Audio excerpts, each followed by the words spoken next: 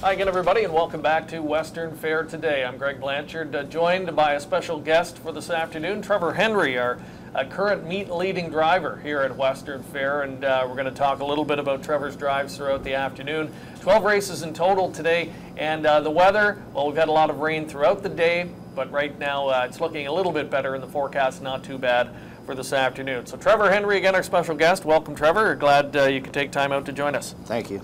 And again, he's going to be very busy today, 11 drives in the 12 races. And let's quickly tell you how he's been doing so far, not only this season, but career-wise. Trevor, you've been a busy guy, 21,000 drives to this date in your career, closing in on that 4,000 win milestone, already over $24 million in purse winnings, career average of 306. And interesting, Trevor, we were talking about it. You've been around a long time. I was looking up your stats today. This is, I believe, your 21st full season of driving, and you're putting up career best numbers. 402 wins at this point in the year, first time you've hit that milestone, and you're closing in on your career best in terms of seasonal earnings as well of $3 million. What do you think the key to this kind of a year has been? I've got driving for a lot better trainers. They have quality horses, and maybe worked a little harder at it. Yeah. Do you think over the course of your career, it's been kind of a steady, again, looking over your lifetime stats, it's been kind of a nice steady progression, it seems, year after year after year, and here you are now in your 21st season of driving and putting up these kind of numbers. Are you just that much better a driver now than you were, say, even 7, 8, 10 years ago? Oh, for sure. You get better at it. The more you drive, the better you get, and then you get better horses too. How tough is the driving colony here right now? It's very tough. Like, you have a lot of young guys like Dougie and Scott Zeron. You know, they're very capable drivers, and they're good. Do you, as a veteran, enjoy competing against those younger guys? Does it push you to be even better? Well, for sure it does. You try harder because there's always competition. Who are some of the guys that have really helped your career over the years? Guys that you would look to, whether it be a trainer or a mentor somewhere along the way that's really helped you out? My father helped me earlier because, well, he had a lot of horses, and we raced in the sire stake program.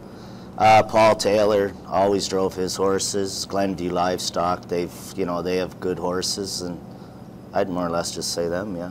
Good horses certainly help, no question about that. Let's get right into it. Let's talk about some of your drives today. Now, you've got 11, so we're not going to touch on all of them, but we've picked out a few that kind of look intriguing, and we'll start in race number 1. So if you're watching in, get your pen and pencils ready, and you might find some information here that hopefully will help you today with your handicapping. Race 1, you've got post 7 with our boy Josh, a winner last time from post 6. And it looked to me like you got the right kind of a trip for him last week. Does he need that kind of trip to win? Yeah, he does. He's not a hard-trying horse. He does all right, but he's not a horse that can be really roughed up.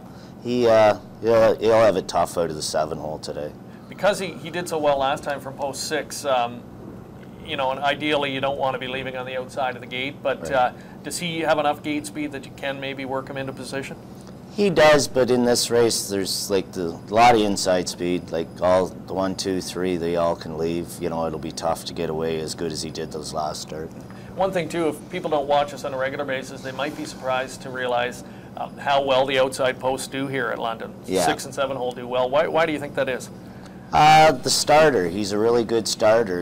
And he gets them out of there fast. It's a slanted gate, and he does a really good job.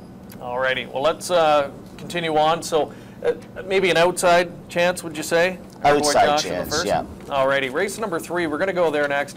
Where's Bailey? Now, the bad news is here, Trevor, the horse is 0 for 18 this year coming in. You've driven him once before. You finished 3rd in Woodstock. What can you tell us about this filly? I really can't tell you a lot. I don't actually remember, but she has a 2-hole, which will help, and it's not a very strong bunch. She'll probably rate in top 3 somewhere. I guess when you drive in 2,000 races a year, it's hard to recollect every horse you've driven. But again, on paper, it looks like you've got a shot there with a good post position to work with. Let's go to race number 6. And you've got the rail there with Lavish Grin. Now, you're even money on the morning line. You've driven the horse twice in the past at Grand River for trainer Ben Wallace. Even money, do you think he deserves that kind of status? I do.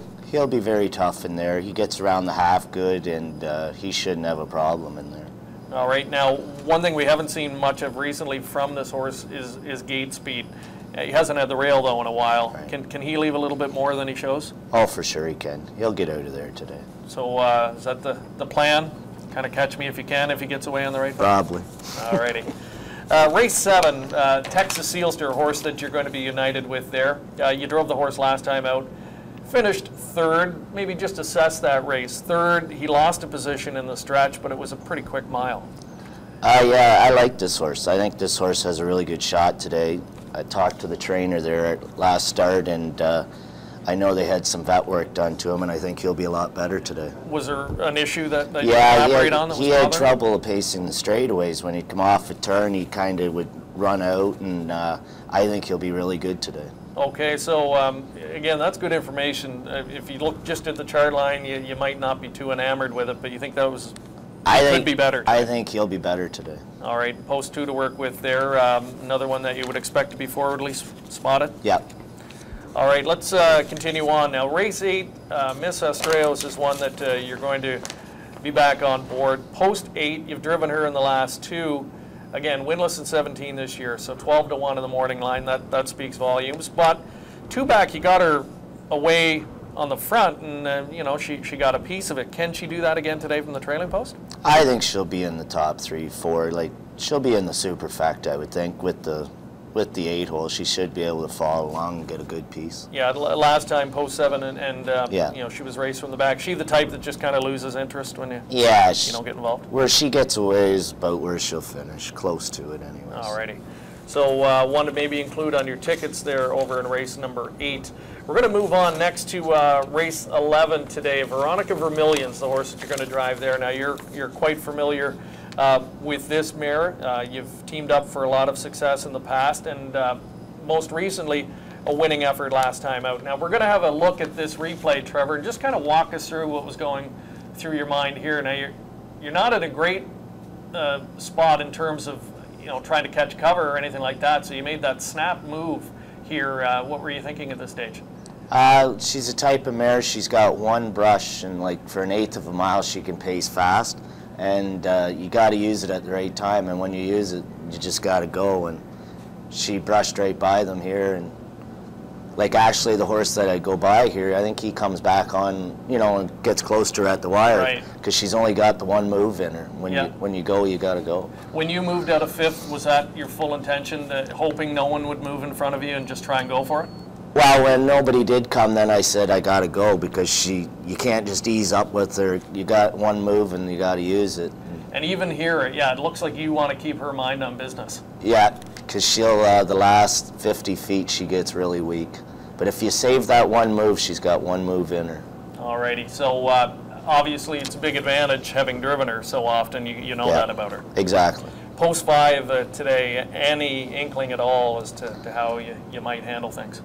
Well, she's just, you can't leave with her, and hopefully she gets a second over trip, and you just move her at the right time and she'll be close. Alrighty, so she's going to move back up the ladder. How much of a difference do you think this is in class for her? Oh, it's definitely tougher. There's some decent mares in there.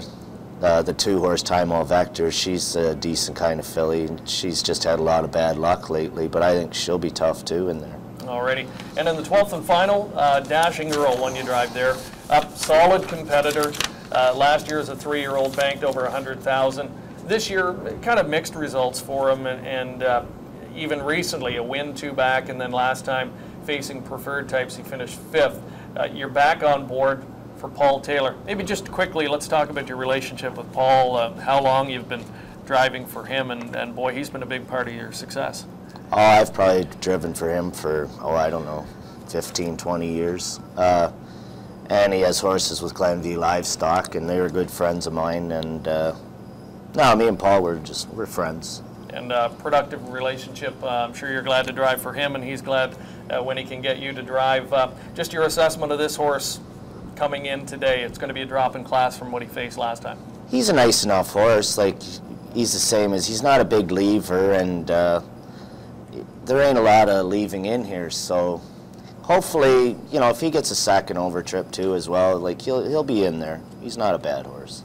Alrighty, so again, you've got 11 drives today. We've looked through a few of them. I want to go back to race 7. If you were going to tab a horse that, you know, to try and you know, give the bettors a little bit of help out there today, Texas Seals are the one you think could be better. Yeah, that's the one I would say that has the best chance of a turnaround. And I know it's a tough race, but I think he'll be a lot better today. All right, he's 9-2 with the morning line, so certainly take heed of that. Trevor off to a great start. He's our leading driver here right now with 49 wins so far at the meeting. Trevor, again, want to thank you very much for stopping by, and good luck here today. Thank you. All right, Trevor Henry, you're going to see a lot of them here this afternoon on the program. Just before we wrap up the pregame show, we've got one other horse I want to pass along today. Call this one our price booster play of the day, a horse that I think has a chance, maybe at a price. And we're going to go all the way over to race 12. Zorgvig Heavenly, the number 8. Larry Small owns, trains, does the driving. He does it all with this one. She's been a very productive mare, just a good, solid trotting mare. Look at her summary last year, made almost $75,000. Closing in on $40,000 this year, maybe not quite as consistent this season as she's been, but she's going to get back to the smaller oval here today, and I think for starters that helps her chances.